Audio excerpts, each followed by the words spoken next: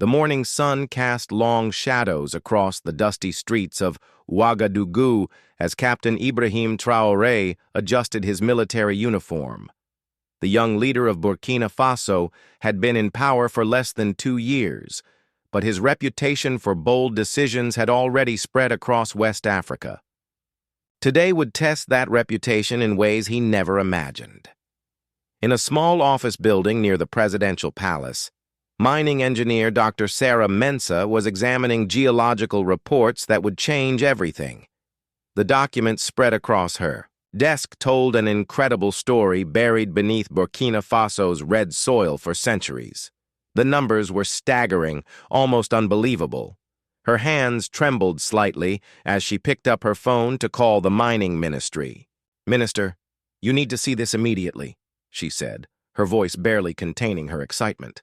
The new surveys from the northern provinces were looking at one of the largest untapped gold deposits in Africa.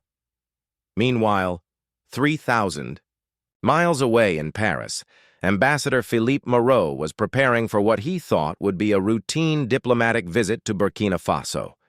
The French Foreign Ministry had briefed him on standard talking points about continued cooperation and trade partnerships. The briefing papers mentioned mining agreements, but nothing seemed particularly urgent or controversial. Back in Ouagadougou, Dr. Mensah's discovery was creating ripples of excitement throughout the government buildings. The geological surveys revealed gold deposits worth potentially billions of dollars. For a country where many people lived on less than $2 a day, this discovery represented hope for transformation. Schools could be built, hospitals equipped, and roads paved, with the wealth lying beneath their feet. Captain Traoré received the news during his morning security briefing. His advisors watched as his expression changed from curiosity to determination. This young leader had already shown he wasn't afraid to challenge the established order. He had come to power promising to put Burkina Faso's interests first, and now he faced the biggest test of that promise. The captain's aide, Colonel Ouedraogo, leaned forward with concern. "Sir, this discovery will attract international attention very quickly. We need to move carefully." Traoré nodded, but his mind was already racing ahead. He had studied the history of African nations and their natural resources. Too often, the pattern was the same. Foreign companies would come in, extract the wealth, and leave local communities with little to show for it except environmental damage and empty promises. In the mining ministry, officials were making frantic phone calls. Word of the discovery was spreading despite attempts to keep it confidential. International mining companies had networks of informants throughout Africa, and news like this traveled fast. Within hours, phones were ringing in boardrooms from London to Toronto to Johannesburg. Dr. Mensah found herself at the center of a growing storm. Mining executives began calling her directly, offering consulting contracts and speaking of partnerships. Some offers were legitimate business propositions. Others carried the subtle pressure that came with decades of colonial-style resource extraction. As evening fell over Ouagadougou, Captain Traoré convened an emergency meeting with his closest advisors. The room was filled with maps, geological, charts, and legal documents. The question before them was simple to ask, but complex to answer. How could Burkina Faso ensure that its newfound wealth would benefit its own people? The captain's military background had taught him to think strategically. He knew that announcement of such a discovery would bring both opportunities and threats. Neighboring countries might become jealous. International powers might apply pressure. Foreign corporations would certainly try to secure favorable deals before the government could fully understand what it possessed. "We need time," Traoré told his team. "Time to plan, time to negotiate from a position of strength, and time to ensure that whatever deals we make serve our people first." Outside the palace walls, ordinary citizens of Ouagadougou went about their evening routines, unaware that their nation's destiny had just taken a dramatic turn. Street vendors were closing their stalls, students were heading home from the university, and families were gathering for dinner. None of them knew that beneath their feet lay treasures that could transform their country's future. But in the halls of power, plans were already being made that would soon put Burkina Faso at the center of an international controversy. The discovery of gold was just the beginning. The real story would unfold in the coming days as different forces maneuvered to control not just the precious metal, but the narrative around who had the right to benefit from Africa's natural wealth. As Captain Traoré prepared to leave the presidential palace that night, he made a decision that would echo across continents. He would not allow Burkina Faso's gold to follow the same path as so many other African resources. This time, things would be different. This time, Africa would speak with its own voice. The stage was set for a confrontation that would test the balance of power between the old colonial relationships and a new generation of African leaders determined to chart their own course. The golden discovery was about to become the catalyst for a much larger struggle over sovereignty, dignity, and the right of nations to control their own destiny. Ambassador Philippe Moreau's private jet touched down at Ouagadougou Airport on a humid Tuesday morning. The diplomat had served France's interests across Africa for over 2 decades, but something felt different about this visit. His usual contacts in the Burkinabe government had been unusually quiet, and the scheduling of meetings had been more difficult than expected. What the ambassador didn't know was that Captain Traoré's intelligence network had been monitoring French activities with increasing concern. Intercepted communications suggested that French mining companies had somehow learned about the gold discovery even before the official announcement. Phone calls between Paris and Ouagadougou revealed discussions about securing interests and maintaining traditional partnerships. In his hotel suite, Ambassador Moreau reviewed briefing documents that painted a concerning picture. French intelligence reports indicated that Captain Traoré was becoming increasingly resistant to foreign influence. The young leader had already expelled several international aid organizations, claiming they were interfering in domestic affairs. Now, with rumors of a significant mineral discovery circulating, the stakes were much higher. Captain Traoré spent the morning in meetings with his legal advisors, poring over existing mining contracts and international agreements. What they discovered made his jaw clench with anger. Previous governments had signed away exploration rights to vast areas of Burkina Faso's territory, often for token payments and minimal benefit to local communities. French companies held particularly favorable deals, some dating back to the immediate post-independence period. "Look at this," said Justice Minister Aminata Kabore, pointing to a document from 1985. "This contract gives French mining consortium Sahelian Resources the right to explore over 50,000 square kilometers for just $2 million annually. The environmental protections are virtually non-existent, and the profit-sharing formula gives them 85% of any discoveries." The captain's hands formed fists as he read the details. These weren't partnerships.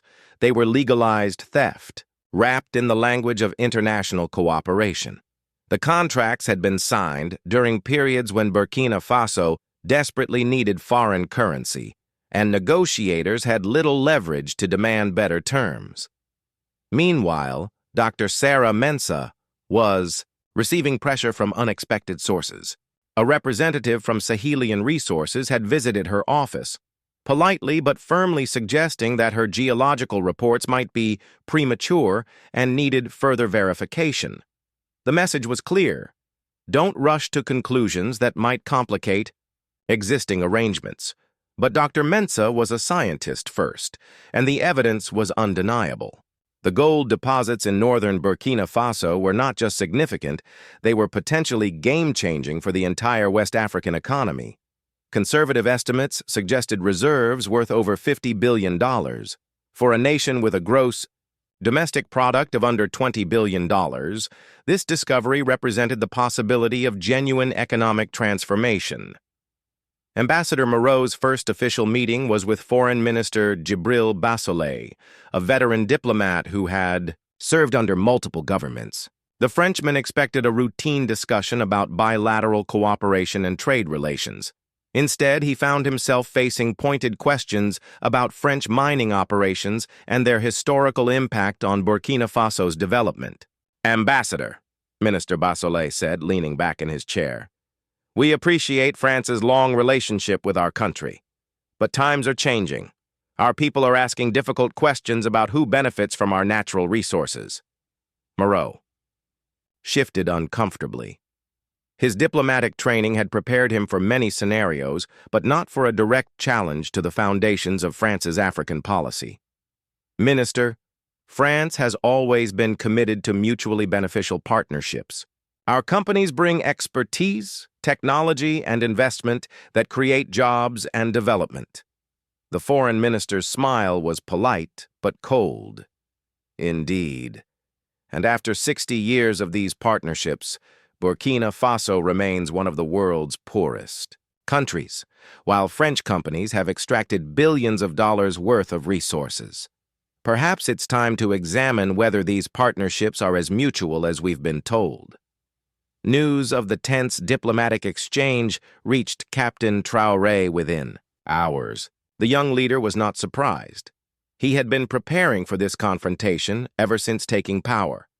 His study of African history had shown him how resource-rich nations had been kept poor through unfair deals and external manipulation. He was determined to break that cycle. That evening, intelligence reports reached the captain's desk that changed everything. French companies were already mobilizing equipment and personnel, apparently confident that they would secure rights to the newly discovered gold deposits. Corporate executives were making hotel reservations in Ouagadougou and scheduling meetings with government officials. Most disturbing of all, some French officials were discussing the possibility of encouraging political stability if the current government proved uncooperative. The implications were chilling. Throughout Africa's modern history, governments that challenged French economic interests had faced various forms of pressure, from economic sanctions to more direct interventions. Captain Traoré knew he was entering dangerous territory, but retreat was not an option. Too much was at stake for his people's future. In Paris, the French Foreign Ministry was receiving urgent reports from Ambassador Moreau. The situation in Sapuntiauche, Burkina Faso, was developing in ways that threatened established relationships and economic interests. Phone calls were made to mining executives, defense officials, and intelligence operatives. The message was consistent. The situation required careful management. But Captain Traoré had his own plans for managing the situation. Late that night, he signed a presidential decree that would shock the international community. All new mining exploration would be suspended pending a comprehensive review of existing contracts and environmental impacts. Foreign mining companies would be required to renegotiate their agreements under new terms that prioritized Burkinabe interests. The decree was scheduled to be announced the following morning, just as Ambassador Moreau was planning to meet with President Traoré himself. The stage was set for a confrontation that would test the limits of diplomatic protocol and the changing balance of power in West Africa. As dawn broke over Ouagadougou, neither man knew that their meeting would become the catalyst for an international incident that would make headlines around the world. Ambassador Philippe Moreau felt the weight of decades of French diplomacy pressing down on his shoulders as he faced Captain Traoré's direct challenge. His training had taught him never to show weakness in negotiations, but he was also experienced, enough to recognize when a situation had moved beyond normal diplomatic channels. "Mr. President," the ambassador said carefully, "France has always respected the sovereignty of its African partners. However, international agreements and legal frameworks cannot simply be dismissed. There are proper channels for addressing concerns about existing contracts." Captain Traoré exchanged a meaningful glance with Colonel Ouedraogo. The intelligence chief nodded slightly, confirming that their surveillance equipment was recording every word of this historic conversation. "Ambassador, let me be perfectly clear," the captain said, his voice carrying the authority that had led him to power. Burkina Faso will not accept the theft of its natural resources disguised as international cooperation. If French companies wish to operate in our territory, they will do so under terms that benefit our people, not exploit them. The ambassador's phone buzzed with an urgent message from Paris. His superiors were monitoring the situation closely, and their instructions were becoming increasingly aggressive. The message was clear: prevent any disruption to French mining interests at all costs. "Mr. President," Ambassador Moreau said, his diplomatic mask beginning to slip, "I must warn you that destabilizing existing agreements could have serious consequences. France has significant investments throughout West Africa, and instability in one country can affect the entire region." The threat was subtle, but unmistakable. Captain Traoré had heard similar warnings before, and he knew exactly what they meant. African leaders who challenged French interests had historically faced economic sanctions, diplomatic isolation, or worse. Foreign Minister Bassolet leaned forward, his voice calm but firm. "Ambassador, are you suggesting that Burkina Faso should ignore the welfare of its own people to protect French corporate profits?" "Not at all, Minister. I'm simply pointing out the realities of international economics and the importance of honoring existing commitments." Captain Traoré stood again, his military bearing evident in every gesture. "Ambassador, perhaps you don't fully understand the situation. This is not a negotiation about adjusting contract terms. This is a notification that the era of resource colonialism is ending in Burkina Faso." The words hit Ambassador Moreau like a physical blow. No African leader had spoken to a French diplomat with such directness since the independence movements of the 1960s. He realized he was witnessing a fundamental shift in the relationship between France and its former African territories. "Mr. President, such language is unnecessarily provocative. France has never colonized resources. We have engaged in mutually beneficial partnerships." Captain Traoré walked to a wall map showing Burkina Faso's mineral resources. "Ambassador, in the past 40 years, French companies have extracted over $100 billion worth of resources from West Africa. During that same period, the combined GDP of all these countries has barely grown. If these are partnerships, they are remarkably one-sided." Major Sankara quietly entered the room and whispered something to Colonel Ouedraogo. The intelligence update was urgent. French military assets in neighboring countries were being put on alert status. The situation was escalating beyond the confines of this meeting room. Ambassador Moreau's phone rang, and he glanced at the caller ID with visible concern. "Excuse me, Mr. President. I need to take this call. It's from my foreign ministry." "Captain." Traoré nodded curtly. "Of course, Ambassador. Please take all the time you need." As Moreau stepped into an adjoining room for his phone call, Colonel Ouedraogo moved closer to Captain Traoré. "Sir, our sources report unusual activity at French military bases in Ivory Coast and Mali. Transport aircraft are being fueled, and rapid deployment units are being briefed on West African operations." The captain's jaw tightened. The pattern was familiar from other African countries where leaders had challenged French interests. First came diplomatic pressure, then economic sanctions, and finally military intervention disguised as peacekeeping or counter-terrorism operations. "How long before they could deploy forces to our borders?" Captain Traoré asked quietly. 48 hours if they move quickly. 72 hours for a significant force. Captain Traoré nodded grimly. He had always known this moment would come. No African leader could challenge the established order without facing consequences, but he had not expected the response to be so swift and decisive. Ambassador Moreau returned to the room, his face flushed with stress. The conversation with Paris had not gone well. His superiors were furious about the deteriorating situation and had given him new instructions that pushed the boundaries of diplomatic protocol. "Mr. President," the ambassador said, his voice notably less diplomatic than before, I have been instructed to inform you that France views any unilateral cancellation of existing agreements as a hostile act against French interests. Such actions would force us to reconsider all aspects of our relationship with Burkina Faso. The room temperature seemed to drop several degrees. Captain Traoré's advisors tensed, recognizing the shift from diplomatic discussion to outright confrontation. "Ambassador," Captain Traoré replied, his voice deadly calm, "are you threatening the sovereign government of Burkina Faso? I am informing you of the consequences of actions that would violate international law and harm legitimate business interests." Whose international law, Ambassador? The law that allows foreign companies to extract billions of dollars from African soil while African children go hungry? The law that protects corporate profits while ignoring human suffering? Ambassador Moreau realized he had crossed a line that could not be uncrossed. "Mr. President, France desires peaceful resolution of these issues, but we cannot allow our legitimate interests to be threatened by populist rhetoric." The insult hung in the air like smoke from a fired weapon.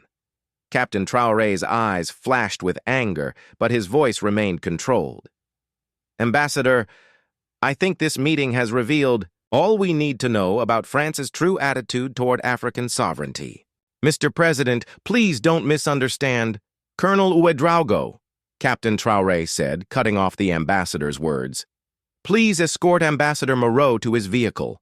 Our discussion is concluded." Ambassador Moreau realized with growing alarm that the situation was spiraling completely out of control. "Mr. President, surely we can find common ground." "Ambassador," Captain Traoré interrupted, his voice carrying the finality of a judge's gavel, "you have made France's position perfectly clear. Now you will learn about Burkina Faso's position."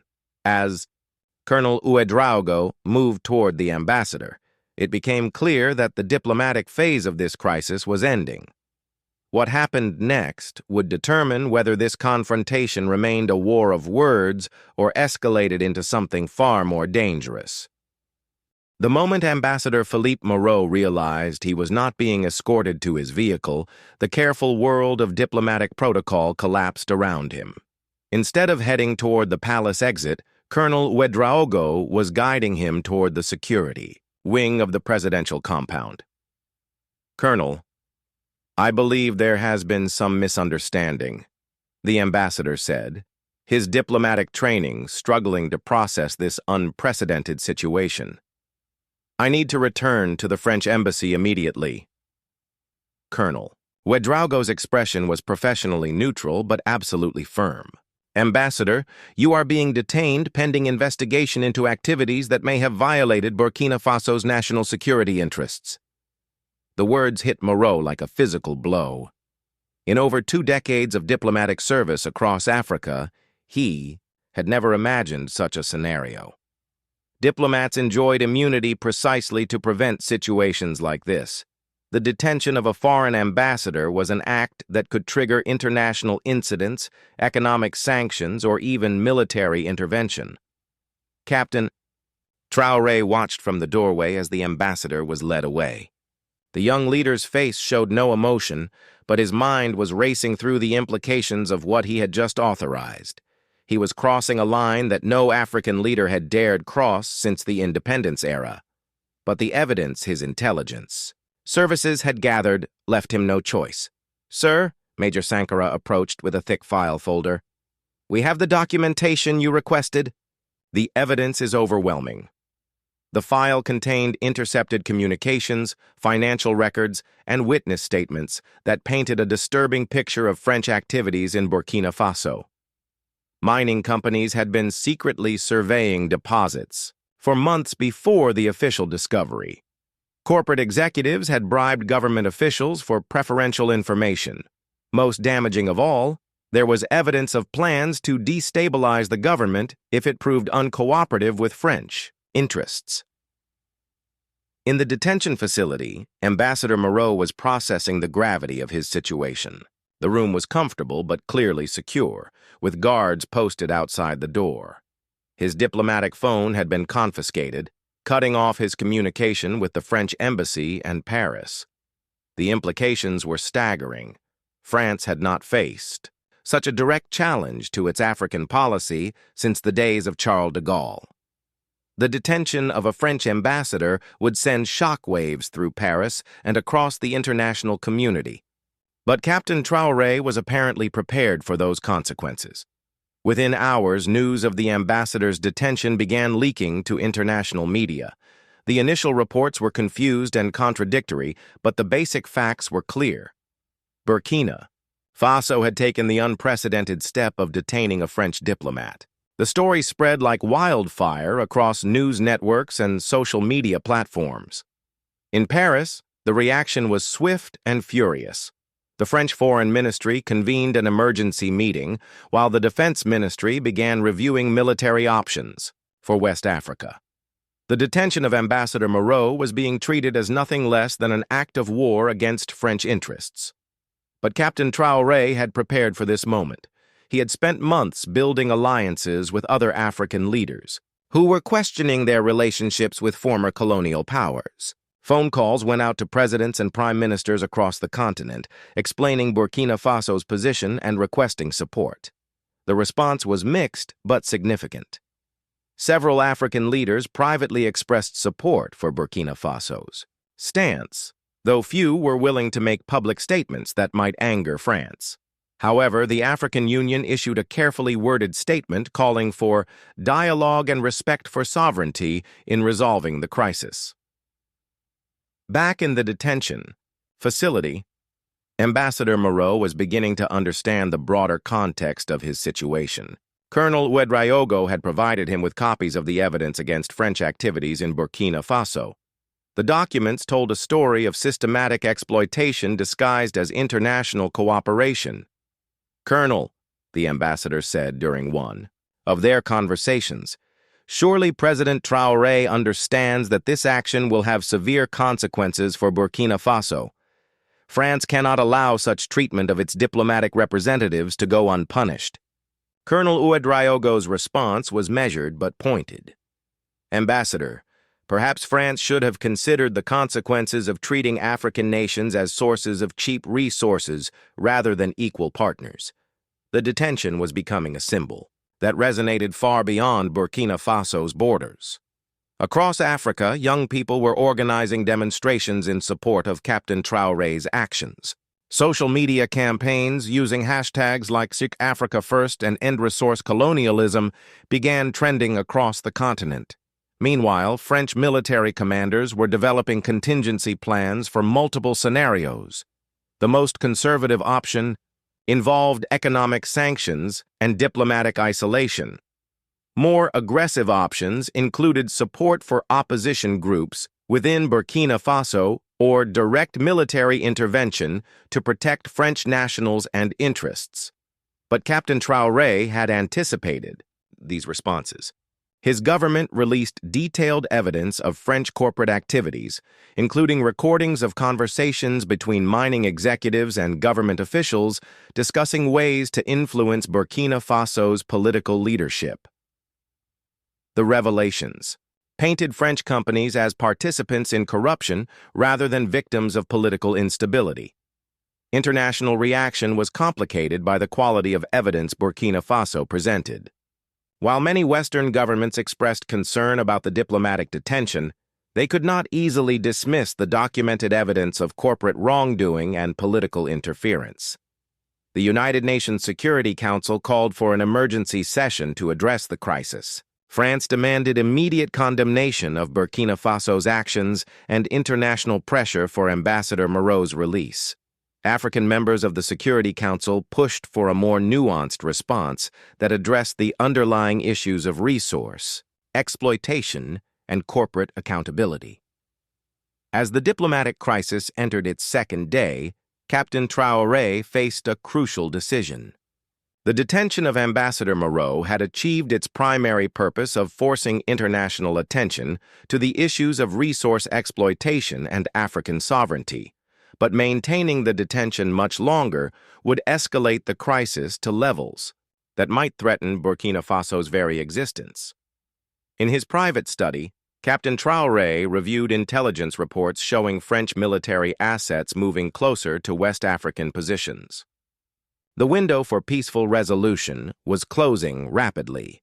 Soon, he would need to decide whether to release the ambassador and seek a negotiated settlement, or to escalate further and face the full consequences of challenging one of the world's major powers. The young African leader stood at a crossroads that would define not just his own future, but potentially the future relationship between Africa and its former colonial powers. The weight of history pressed down on his shoulders as he prepared to make the most important decision of his political career. Time was running out, and the entire world was watching to see what would happen next in this unprecedented confrontation between an African nation's sovereignty and European economic interests. The world held its breath as Captain Ibrahim Traoré prepared to address the United Nations Security Council via video link from Ouagadougou. 3 days had passed since Ambassador Philippe Moreau's detention, and international pressure was mounting from all sides. French naval vessels had moved to positions off West Africa's coast, while African Union mediators worked frantically to prevent military escalation. In his prepared statement, Captain Traoré laid out Burkina Faso's case with the precision of a prosecutor and the passion of a revolutionary.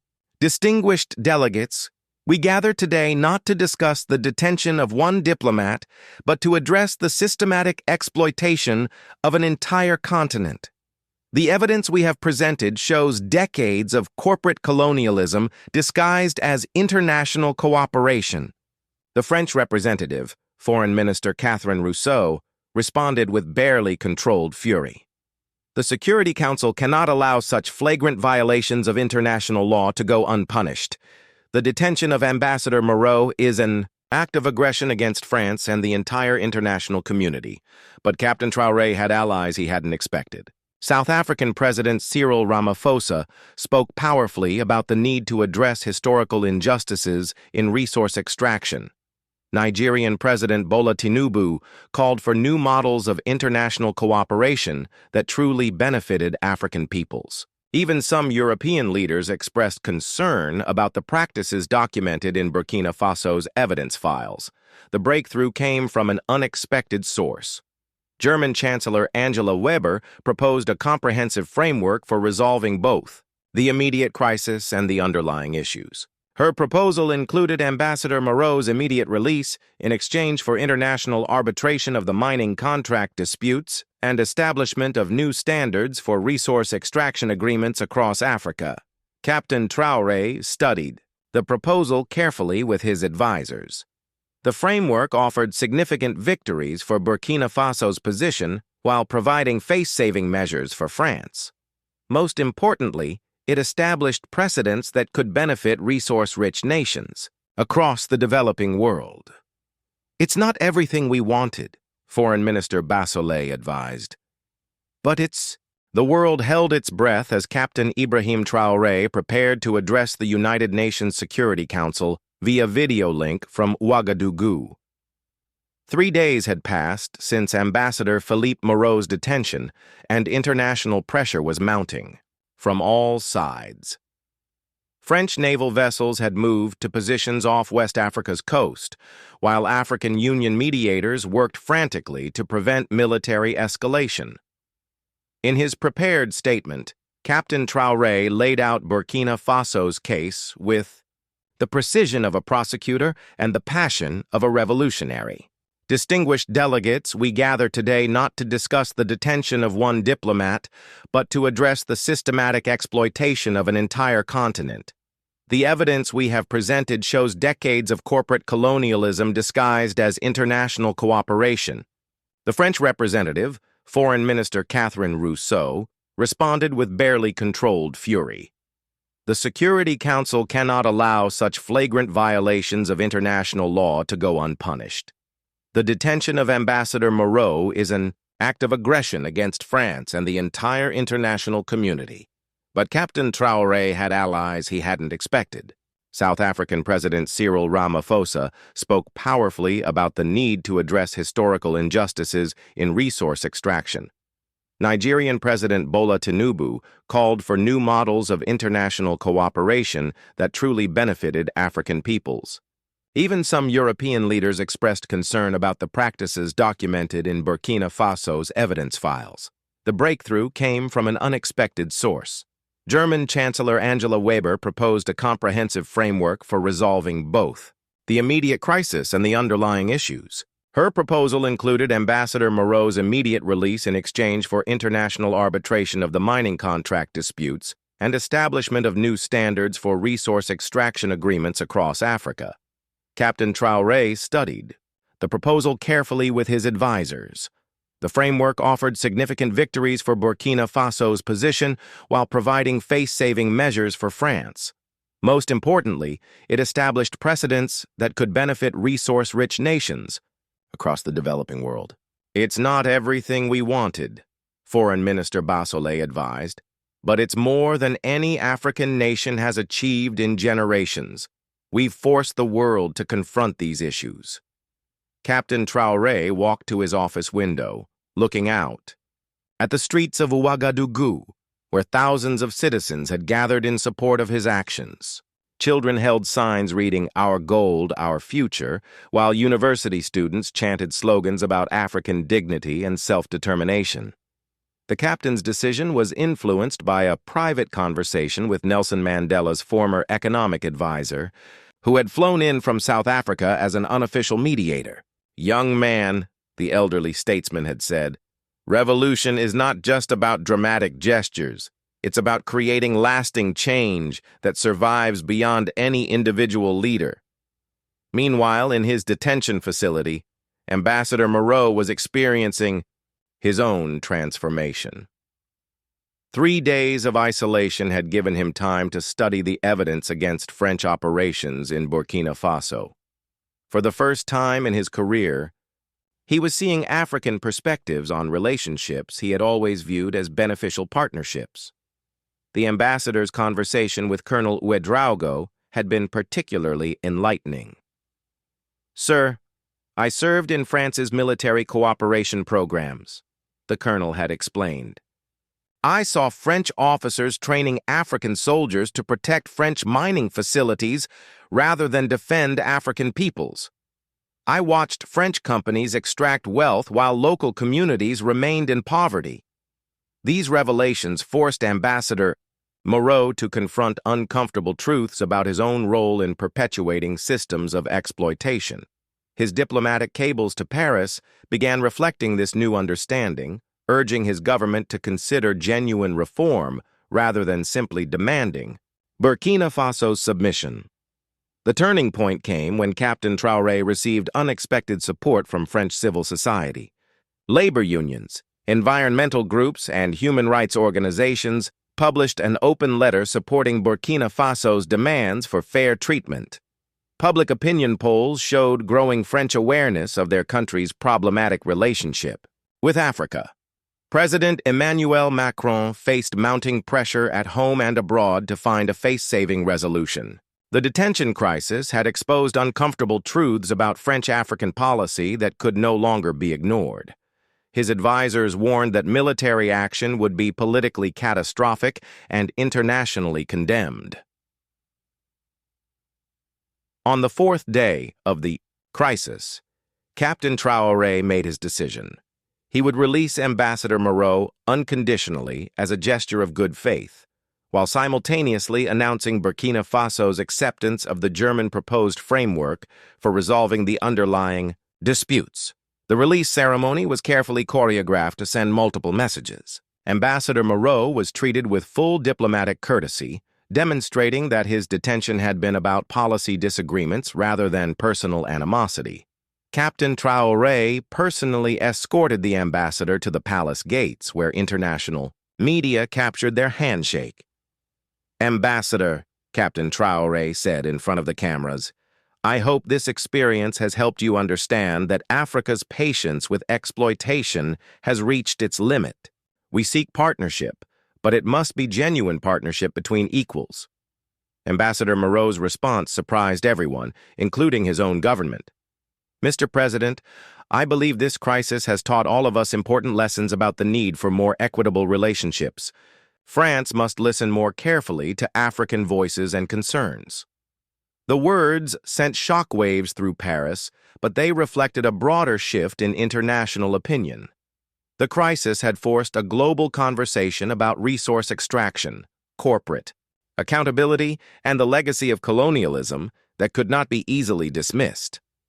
In the months that followed, the framework agreement led to significant changes. International arbitration panels reviewed dozens of mining contracts across Africa, resulting in more favorable terms for host countries. New environmental and social standards were established for extractive industries. Most importantly, a precedent was set that African nations could successfully challenge unfair agreements without facing overwhelming retaliation. Captain Traoré's bold gamble had paid off, but at considerable cost. Burkina Faso faced economic pressure and diplomatic isolation from some quarters.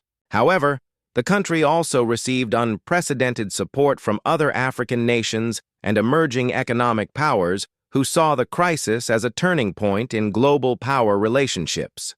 The gold deposits that had sparked the crisis became a symbol of Africa's potential when its resources were managed in its people's interests. Under new agreements negotiated through the international framework, Burkina Faso retained majority ownership of its mineral wealth while still attracting the technical expertise and investment needed for development. Dr. Sarah Mensah, the geologist, whose discovery had started everything, became the director of Burkina Faso's new National Mining Institute. The facility, funded by the country's increased mineral revenues, trained African professionals to manage their continent's resources independently. Ambassador Moreau returned to Paris but requested reassignment to work on reforming France's African policies. His experience in detention had convinced him that genuine change was necessary for sustainable relationships between France and its former African territories. Captain Traoré's actions inspired a new generation of African leaders to question inherited relationships and demand better terms for their peoples. The Ouagadougou precedent became a reference point for other resource-rich nations seeking to renegotiate colonial-era agreements. Years later, historians would mark the detention of Ambassador Moreau as a pivotal moment when Africa began asserting its economic sovereignty with unprecedented boldness.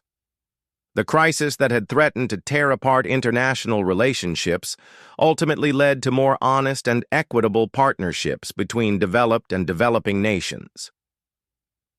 The gold beneath. Burkina Faso's soil had indeed brought transformation, but not in the way anyone had originally expected. Instead of enriching foreign corporations at Africa's expense, it became the catalyst for a fundamental shift in how the world's resources were shared between those who owned them and those who had the power to extract them.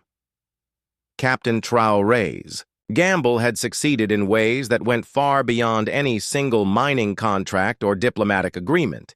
He had proven that African nations could stand up to powerful interests and win, setting a precedent that would echo across the continent for generations to come.